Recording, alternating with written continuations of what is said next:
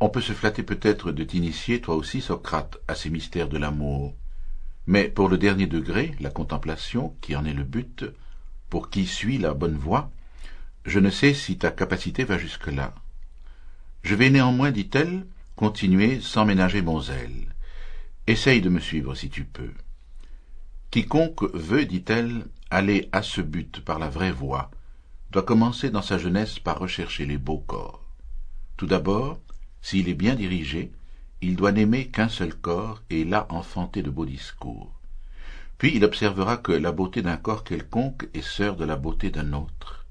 En effet, s'il convient de rechercher la beauté de la forme, il faudrait être bien maladroit pour ne point voir que la beauté de tous les corps est une et identique. Quand il s'est convaincu de cette vérité, il doit se faire l'amant de tous les beaux corps et relâcher cet amour violent d'un seul comme une chose de peu de prix qui ne mérite que dédain.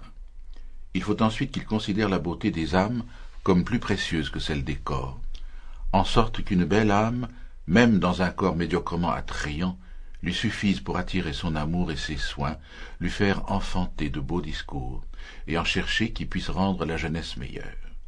Par là, il est amené à regarder la beauté qui est dans les actions et dans les lois, voir que celle-ci est pareille à elle-même dans tous les cas, et conséquemment à regarder la beauté du corps comme peu de choses. Des actions, des hommes, il passera aux sciences, et il en reconnaîtra aussi la beauté.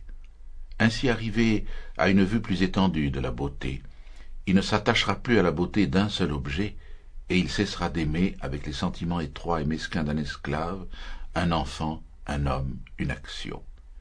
Tourné désormais vers l'océan de la beauté, et contemplant ses multiples aspects, il enfantera sans relâche de beaux et magnifiques discours, et les pensées jailliront en abondance de son amour de la sagesse, jusqu'à ce qu'enfin son esprit, fortifié et agrandi, aperçoive une science unique, qui est celle du beau dont je vais parler.